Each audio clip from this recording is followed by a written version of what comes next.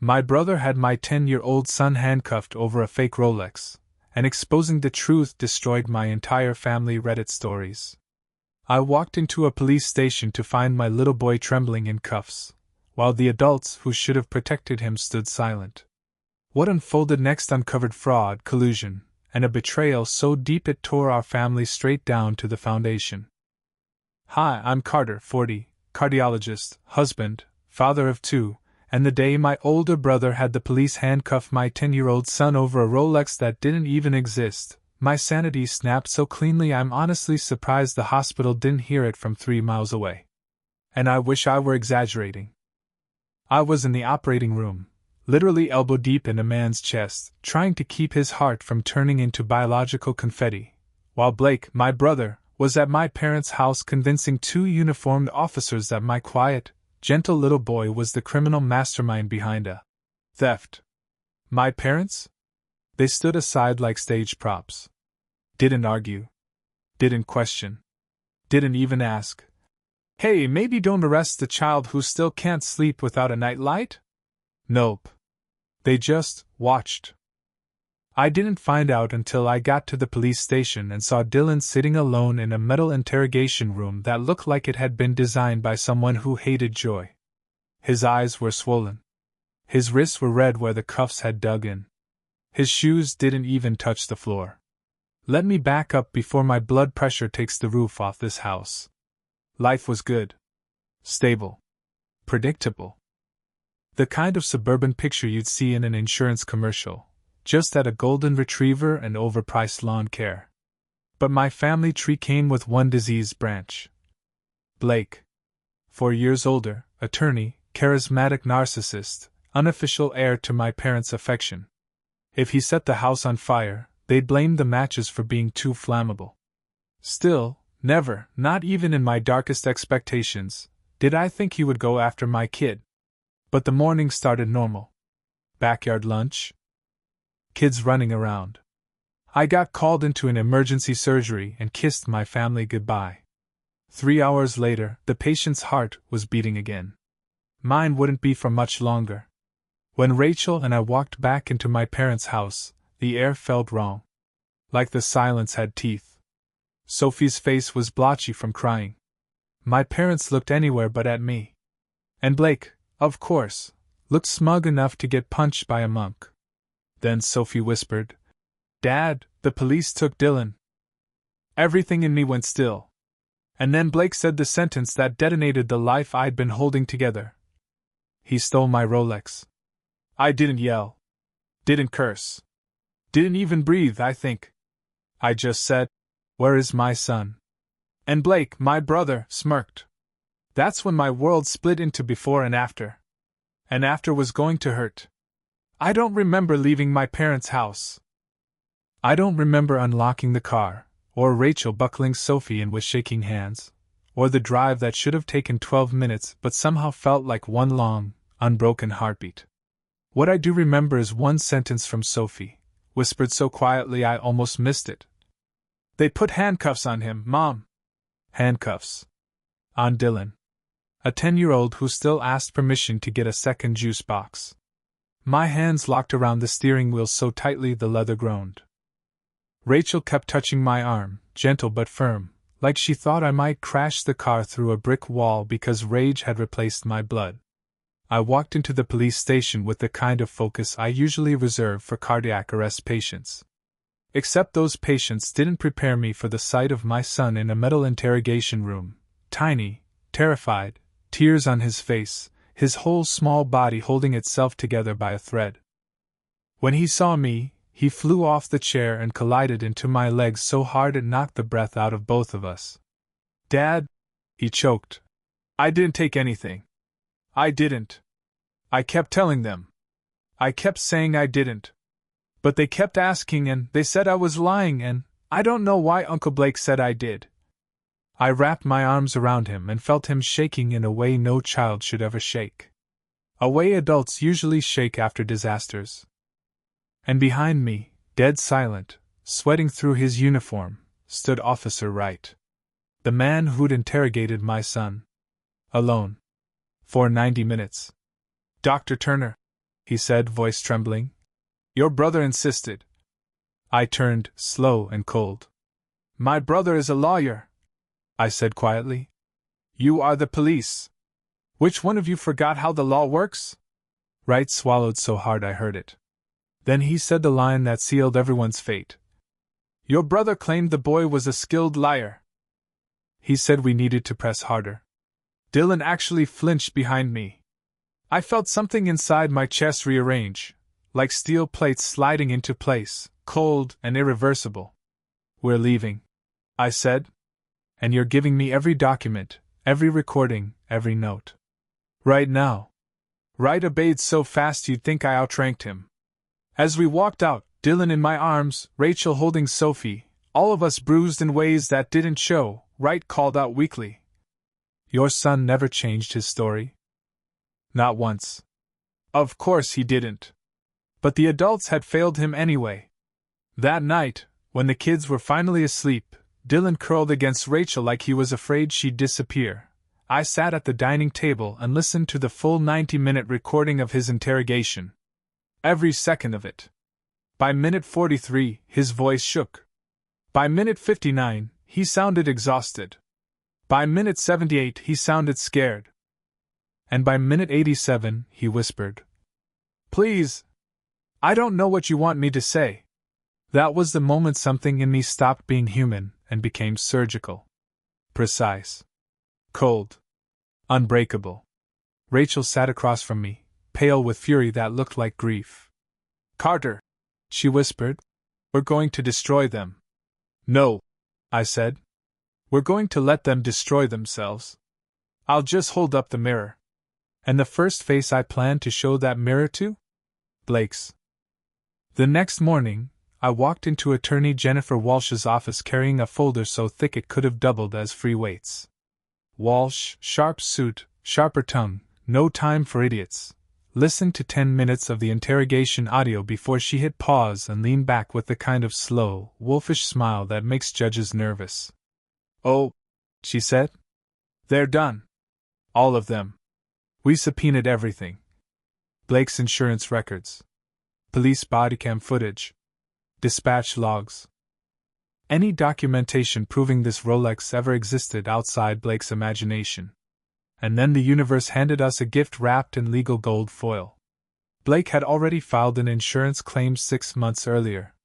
Claimed the watch was destroyed. Collected a $14,000 payout. So the Rolex my son supposedly stole? Didn't exist. A ghost watch. A non-existent timepiece used to handcuff a child. It wasn't about theft. It was about humiliation. About ego. About Blake punishing me for daring to live a life he couldn't control. I sat there absorbing the revelation with the same clinical focus I used during open-heart surgery. Jennifer, I said, he used my son as a weapon. No, she corrected, tapping her pen. He used a false crime to manipulate the police. That's felonies plural. I'm going to eat him alive. I almost felt bad for Blake's attorney. Almost. Then came the first crack. The insurance company responded to our subpoena in record time, 48 hours, and their letter practically radiated rage. You could tell their legal team had been fantasizing about catching Blake in a lie for years. They confirmed the payout. Confirmed the irreparable damage. Confirmed Blake never reported it recovered.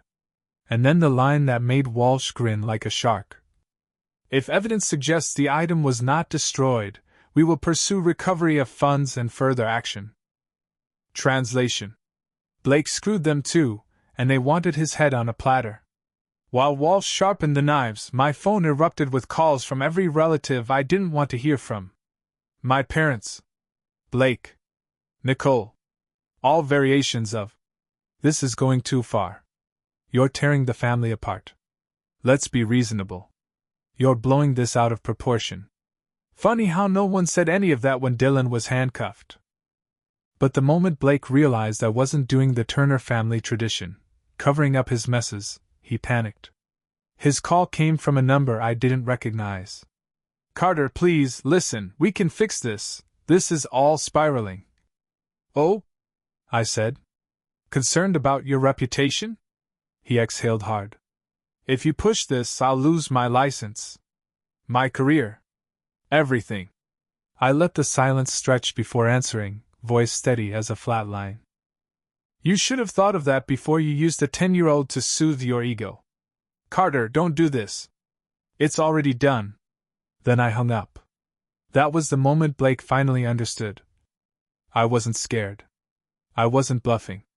And I wasn't stopping. For the first time in my life, I had the scalpel.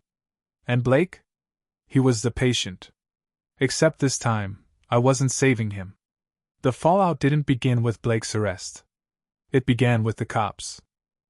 Internal Affairs called me in 3 days after Walsh sent over the evidence. They sat me in a conference room so cold it felt intentional, like they wanted witnesses to shiver truthfully. I laid everything on the table.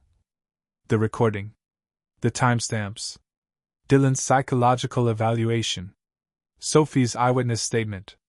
My surgical schedule proving I wasn't reachable. I listened.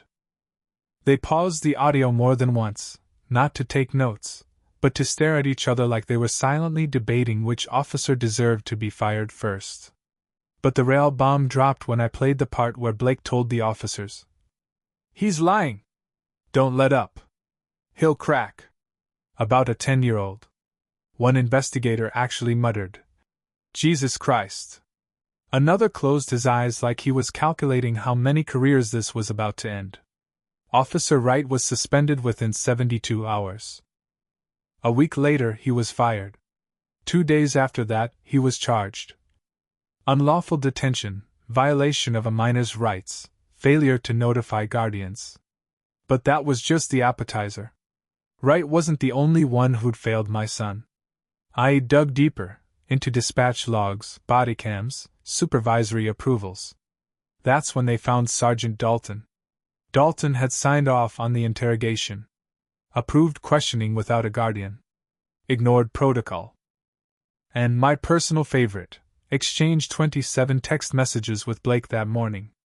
27. When I showed me the transcript, I almost laughed. It was that bad. Treat this seriously. Kid is lying. Make him crack. Blake says the doctor won't be reachable. That one punched me in the chest. They knew I was in surgery. They knew I couldn't defend my kid. And they exploited that. I didn't even bother pretending to deliberate. Dalton was fired before lunch. But the rot didn't stop there. 2 more officers were suspended. The captain, Blake's longtime golf buddy, was placed on administrative leave for failure of oversight, which is polite legal language for your career is about to be roadkill. And then the media got the leak. Headline: 4 officers suspended in child interrogation scandal, attorney's influence under investigation. Suddenly reporters camped outside the station. The sheriff held a damage control press conference. Reporters sliced him apart with questions like, Is your department in the habit of taking interrogation orders from attorneys? The sheriff blinked like someone had unplugged his brain. By morning, the department announced mandatory retraining, full overhaul of minor interrogation policy, external audit of all child arrests in the past 5 years, a formal apology to my family. Rachel read the apology letter, snorted, and taped it to the fridge. Souvenir, she said. But all of that, firings, policy reform, was nothing compared to what came next. Because while institutions were collapsing, my family was quietly rotting from the inside. And the first piece to fall? My mother. She didn't go down in flames. She went down in silence. My mother's collapse didn't announce itself with sirens or headlines. It slipped into my life the way mold creeps under wallpaper, quiet, slow, inevitable. It started with a letter.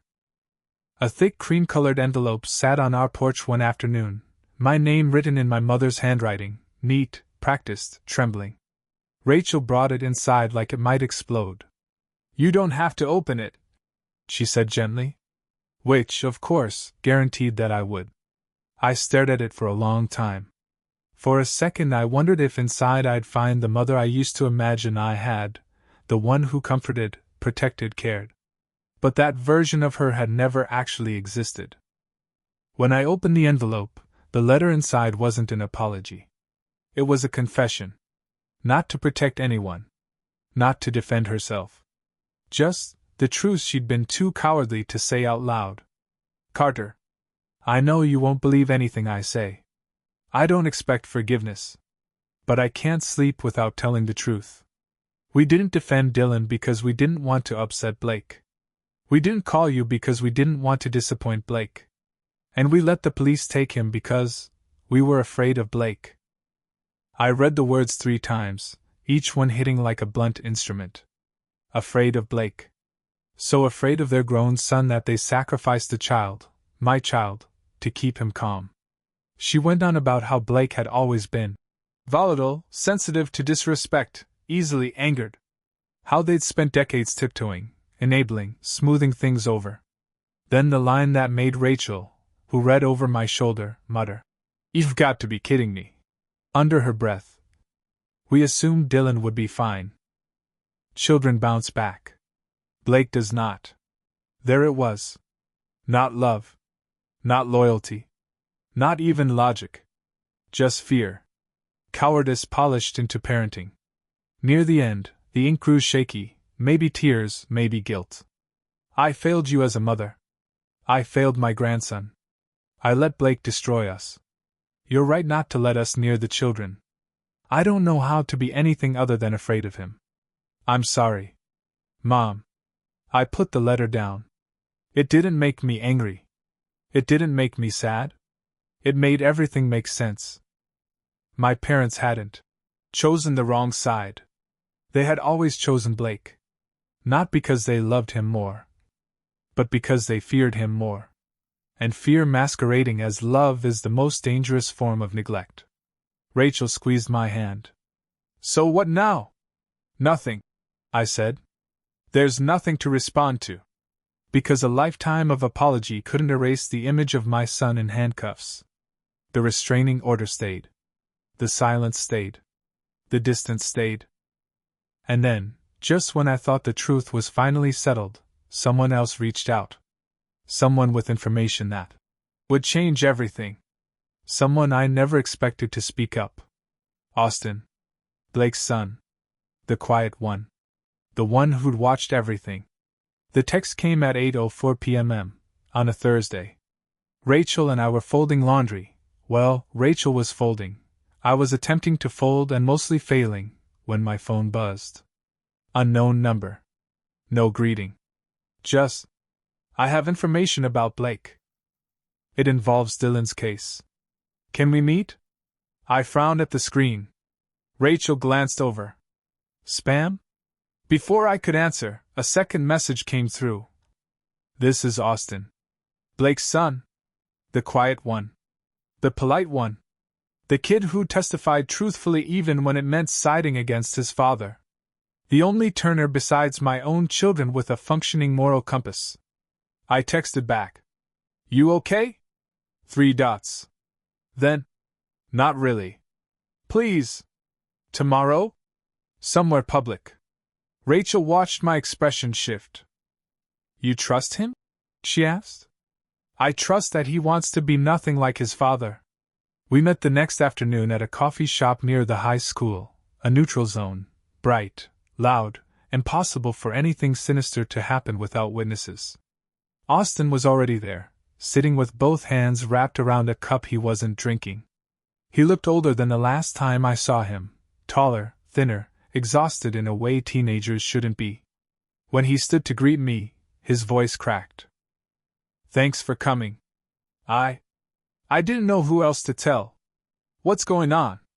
I asked gently. He sat. Took a shaky breath. Looked me in the eyes with a seriousness I'd only ever seen in patients who sensed their diagnosis before I said it. I heard my dad talking to your mom that morning, he said. Before everything happened. In the kitchen. They didn't know I was there. A cold weight settled in my stomach.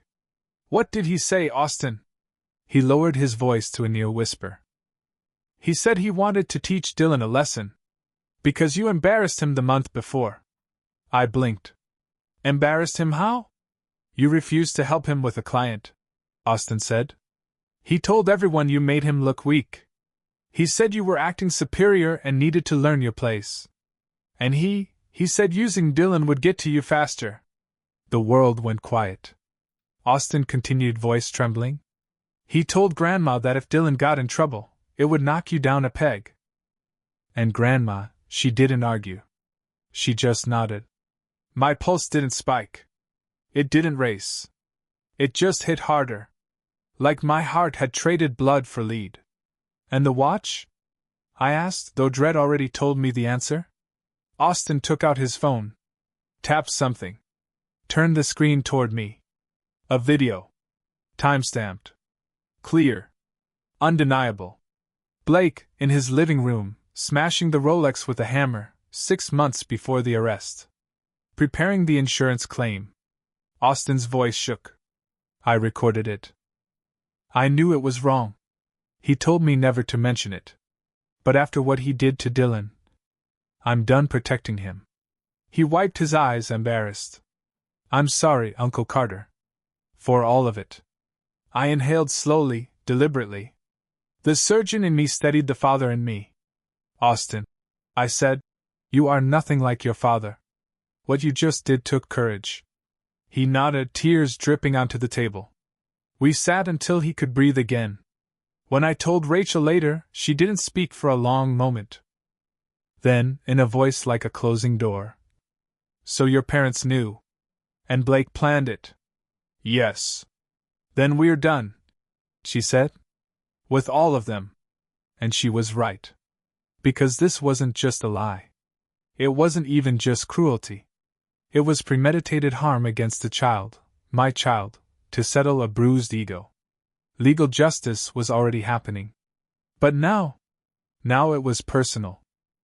The next morning, I drove to my parents' house with the same focus I bring into an operating room, calm, controlled, utterly sure of what needs to be cut out. I didn't go to reconcile. Or negotiate. Or hear excuses. I went to end it.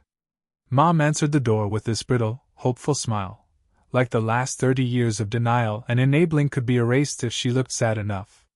Carter, she whispered, I'm so glad you came. I didn't speak. I hit play on my phone. First came Blake's voice, dripping arrogance. I'm going to teach Dylan a lesson. Carter needs to be knocked down a peg. Then my mother's voice, soft, obedient, fatal. Do what you need to do, Blake. I watched her face collapse line by line. She pressed a hand over her mouth like she could push the words back inside. Carter, please. I didn't mean. Stop, I said. You had one job as grandparents. One. And you chose him. Dad appeared in the hallway, jaw stiff, eyes angry in that quiet, disappointed way he used to use on me every time Blake screwed up and they needed someone else to blame. This is unnecessary, he said. It's time to move on. Move on. As if healing were something you could schedule between errands. I looked at him, really looked, and for the first time saw the truth clearly. He wasn't peaceful. He wasn't patient.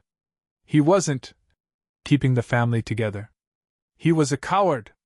Always had been. I am moving on, I said. Just not with either of you. I handed them each a document, signed, notarized, legally filed. A permanent no-contact order. Beyond the restraining order. Filed with my attorney, the kids' school, and the court. Mom's knees buckled. Dad's face twisted with disbelief. You can't cut us out of your life over one mistake, he snapped. One mistake? I repeated softly. You watched the police handcuff my child. Silence. You didn't defend him. You didn't call me. You didn't say a single damn word. Their silence was louder than any apology. I turned and walked away. No shouting. No tears. No dramatic exit. Just a decisive closing of a door that should have been shut decades ago. When I got home, Rachel was on the porch with Dylan curled against her chest and Sophie drawing chalk hearts on the steps. My family. My real family. I knelt beside Dylan and kissed his head. It's over, I told him. He leaned into me, small but steady, like he finally believed the world wouldn't tilt under his feet again. And in that moment, something inside me settled, quiet, deep, final. Not revenge. Not victory. Not triumph. Peace. The kind that comes when you finally remove a malignant tumor that's been poisoning the body for years. But we weren't at the end yet. Because as Blake's life collapsed in prison, and my parents' social world crumbled under the weight of their complicity, the universe handed me one last twist. A final revelation. The one that truly ended the story. In the weeks after I severed ties with my parents, life finally began settling into something that resembled normal. Not the old normal. This one was quieter, calmer, built from scratch instead of inherited from a family tree that should have been uprooted years ago. But beneath that calm was a strange expectancy. A pressure in the air. Like the universe was clearing its throat, waiting to deliver one more blow. It arrived on a Tuesday. I was between surgeries, grabbing burnt coffee from the resident lounge, when my phone buzzed with a number I vaguely recognized but couldn't place. I answered anyway. Dr. Turner? A voice asked, formal, clipped, like someone who wore suits even on weekends. Yes. Who is this? This is Detective Rios from the Financial Crimes Unit. I believe we need to speak about your brother. Fantastic. Blake had managed to rack up enough scandals to require his own sub-departments. What now? I asked, already exhausted. There was a pause, one of those heavy, meaningful pauses detectives do in movies right before dropping plot twists. Your brother didn't just file one fraudulent insurance claim, Rios said. He filed 7. I blinked. 7. Yes, sir. And we believe he used the Rolex incident to divert attention. We've uncovered multiple claims tied to items that either never existed, were never owned by him, or a rustle of paper, were destroyed by him specifically to collect payouts. My stomach dropped. Detective, why are you calling me? I asked, already suspicious. Because, Rios said slowly, some of the claims were routed through accounts belonging to your parents. I closed my eyes. Of course. Of course Blake hadn't been acting alone. Of course the same parents who'd protected him from consequences his entire life had extended that protection into something criminal. Not just enabling. Participating. Detective Rios' continued, voice steady. We're opening a broader investigation. We need to know if you're willing to provide additional statements regarding the circumstances with your son. The pattern of behavior may establish long-term financial coercion within the family. Long-term financial coercion. I let out a humorless breath. You're asking, I said, if my parents helped Blake commit insurance fraud for years. Yes. The answer was obvious. Painful. Ugly. Yes, I said quietly. They would have. Rios exhaled like he'd been expecting it. One more thing, Dr. Turner, he said. This investigation is going to get loud. How loud? Your parents may face charges. Accessory to fraud. Filing false statements. Possibly obstruction, depending on what we find. My chest tightened, not in grief, but in a strange, grim clarity. This family wasn't collapsing by accident. It was being dismantled piece by rotten piece by the consequences they'd dodged for decades. Detective, I said, I'll cooperate fully. Good. We'll be in touch. When I hung up, I sat for a long minute, staring at nothing, letting the reality settle. The people who once lectured me about responsibility were now under investigation for criminal activity. And the truly twisted part? I wasn't surprised. Not anymore. That evening, when I told Rachel, she didn't gasp. Didn't freeze. Didn't even blink. She just nodded. Of course they were involved, she said. Blake didn't become Blake in a vacuum. In the living room, Dylan sat building a Lego fortress while Sophie made her unicorn plushies fight dragons. Innocent. Undamaged, finally. Our life, our real life, was intact. Theirs was only beginning to fall apart. But the next development? That was the one I didn't see coming. Because the investigation into Blake didn't just uncover fraud. It uncovered something buried deeper. Something aimed at me. And when it came out, I finally understood just how far my family had been willing to go to protect their golden child. The next call didn't come from a detective. It came from Walsh, my attorney, sharp-minded, sharp-tongued, and the only person who sounded genuinely excited every time my family produced new evidence of their own downfall. She called at 7:12 a.m., before I'd even had my first cup of coffee. "Carter," she said without greeting, "you need to sit down." My grip tightened on the phone. "What now?" "There's a new angle in Blake's fraud investigation," she said. "Financial crimes dug into old filings, claims going back almost 10 years. My stomach tightened. 10 years. That was long before Dylan was even born. "Okay," I said cautiously. And, Walsh continued, "your name came up." My entire body went cold. "My name? Not in a criminal way," she clarified quickly. "You didn't do anything. But Blake and your parents used you." I sat slowly at the kitchen table, watching Rachel pack Sophie's lunchbox across the room. The soft domestic noise felt surreal against words like fraud and used. Walsh continued, "They listed you as a co-owner on multiple shared family items. Antiques. Tools. Jewelry. A few electronics. Claims filed under your name and theirs. Except you never owned half those things." "Of course I didn't," I muttered. "Why would they do that?"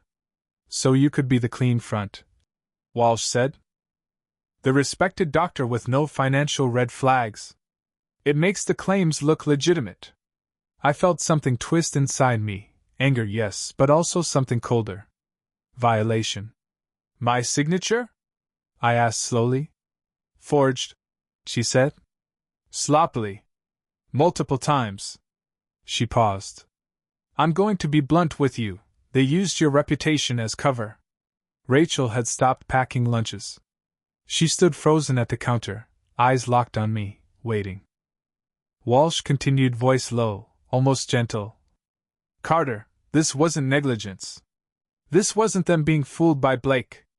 This was them participating knowingly, and dragging your identity into it to make it believable." I pressed my fingers to my temple.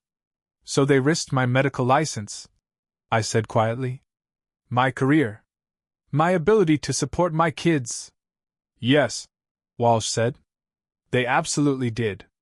A pulse of heat radiated through my chest. All the times my parents told me I was too rigid, too moral, too serious. All the times they said Blake was just ambitious, misunderstood, driven. Meanwhile, they were forging my name to help him commit crimes. In the background of the call, I heard papers shuffling. Walsh lowered her voice. "There's more." Of course there was. "We found communications, emails and texts, from your mother to Blake during the period they filed those claims. In one of them she wrote, 'Carter won't notice. Doctors barely check their mail.' For a moment I couldn't speak. Not because it shocked me. Because it didn't." Rachel whispered, "Oh my God!" I finally managed. "Are they going to be charged?" Walsh didn't sugarcoat. "It's likely. Accessory to fraud at minimum. Potentially identity misuse. But Carter, listen." Her tone sharpened, turned businesslike. "You need to be prepared. When the charges land, they may try to claim you knew and approved everything. They're cornered. And cornered people lash out." I laughed, a short, humorless sound. "Let them try." Walsh paused again, then added, "One last thing." I braced. "We found a draft email your father wrote to their attorney, never sent, but saved. In it he claims you're unstable after the incident with Dylan and that you're lashing out irrationally at the family." I closed my eyes. So that was their strategy. If they were going down, they wanted me dragged with them. They wanted my credibility questioned. They wanted to taint the record before the truth hit court. They wanted their golden boy martyrdom preserved, even in prison. Rachel crossed the room and put both hands on my shoulders, grounding me, steadying me, reminding me of what was real. I exhaled slowly. Walsh, I said, what do I need to do? You, she said with complete confidence, need to keep doing exactly what you've been doing. Stay clean. Stay calm. Let them drown in their own lies. I nodded. Carter, she added softly, I've handled a lot of cases. But this is the most intimate betrayal I've seen in years. I'm sorry. Truly. I hung up and sat in silence for a long moment. My parents never protected me. They never protected Dylan. They protected Blake. Even at the cost of my career. Even at the cost of their grandson's trauma. Even at the cost of their own freedom. Rachel knelt in front of me. You okay? I nodded once tightly. This, I said, stops with us. She kissed my forehead. It already has. But even as we held on to each other, I couldn't shake the feeling that my parents weren't going to go down quietly. And I was right. Because their final act, their desperate, messy, spectacular final act, was still ahead. I should have known my parents wouldn't go down with dignity. People who've spent their entire lives avoiding accountability don't suddenly accept consequences. They thrash. They claw. They rewrite history on their way into the grave. But even I wasn't prepared for how far they would go. It started with a knock on my door at 6:45 a.m. Not police. Not media. Child Protective Services. Rachel opened the door, hair in a loose bun, wearing one of my t-shirts, expecting maybe a package delivery. Instead, a woman in a gray blazer introduced herself calmly. Good morning. I'm here to follow up on a report concerning the welfare of Dylan and Sophie Turner. Rachel froze so completely you'd think ice had formed under her skin. I stepped forward. I'm Carter Turner, I said. And there must be a mistake. The woman flipped open a folder. We received an anonymous report alleging emotional instability in the household, erratic behavior from the father, and potential retaliation involving the children. My jaw tightened. Anonymous. Right. Rachel whispered. Your parents. Of course it was. Of course it was. After forging my name, after letting the police handcuff my child, after backing Blake's torture of a 10-year-old, now they were trying to weaponize CPS against me. Against the very children they'd already traumatized. I stepped aside. Please, I said, come in. You'll find no instability here except the people who filed that report. The social worker walked through the house, eyes scanning the living room, the kitchen, the kids' art taped on the walls. Dylan and Sophie were at the breakfast table, sleepy, giggly, wearing pajamas with cartoon characters. Sophie was drawing a puppy. Dylan was eating cereal and telling her it looked like a giraffe. Normal. Healthy. Safe. The worker watched quietly. Then she pulled Sophie aside for a brief conversation. Sophie swung her feet under the chair and answered politely. Then Dylan, who explained in his too-big-for-his-body vocabulary that he had therapy twice a month. Because of what Uncle Blake did. The social worker made notes. After about 20 minutes, she closed her folder. Dr. Turner, she said gently, I'm going to be honest with you. The report we received reads like a retaliatory attempt. There is no evidence of any risk in this home. None. Rachel exhaled shakily, almost collapsing into a chair. However, the worker continued, I do need to file a supplemental note regarding the source of the report. Based on certain phrasing, it appears to have been written by someone who, quote, has known Carter his whole life and watched his decline. I closed my eyes for 1 second. My mother. Word for word, her style. Clinging to the idea that saying she knows me best gives her the authority to define my reality. When I opened my eyes again, I was back in surgeon mode, clear, calm, surgical. Thank you, I said. Please include everything in your file. This may become relevant in a criminal case. Her eyebrows lifted, but she nodded. Before leaving, she paused. Dr. Turner, for what it's worth, I'm glad your son has parents who are protecting him. Rachel's eyes filled, just a little. When the door closed behind the worker, Rachel turned to me. They're trying to destroy us, she whispered. Even now. I wrapped an arm around her. They won't. But inside, something colder than anger moved through me. This wasn't just desperation. This was escalation. My parents weren't trying to save Blake anymore. They weren't trying to repair family relationships. They were trying to hurt me, in the deepest way possible, by going after the two children who had already survived their betrayal once. And that meant one thing. They were terrified. Terrified of prison. Terrified of the investigations closing in. Terrified of losing the one thing they valued more than morality, their reputation. Rachel wiped her face and straightened. So what do we do? I didn't speak for several seconds. Because the truth was forming slowly, precisely. We document every call. Every attempt. Every lie. I said. And then we give everything to Walsh. Rachel nodded. And then? And then, I said, we let the law end it. But fate wasn't done. Because less than 48 hours later, I received a voicemail that made everything inside me go still. It was my father's voice. But not the cold, controlled man I grew up with. Not the stern voice that justified Blake's behavior. Not the dismissive tone he used in court. He sounded broken. Carter, your mother collapsed at the grocery store. She's in the ICU. They think it was a stroke. She's asking for you. I didn't move. Rachel put a hand over her mouth. I replayed the message twice. Then a third time.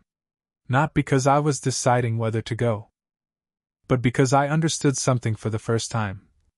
Even at her lowest moment, my mother was reaching for the only life raft she'd ever known. Control. Because if I showed up, if I came running, it would mean she still had power. That blood was thicker than betrayal. That forgiveness could be extracted by crisis. But that wasn't the world we lived in anymore. I deleted the voicemail. And for the first time in my entire life, I felt absolutely nothing. I didn't go to the ICU. I didn't call back. I didn't let my children near the people who chose a lie over their safety. My mother survived the stroke. My father kept calling. I kept deleting. Some endings aren't loud, they're quiet, clinical, final. A line drawn, scalpel clean. My children are safe. My home is peaceful. And the family I lost? I finally understand. It was never mine to begin with.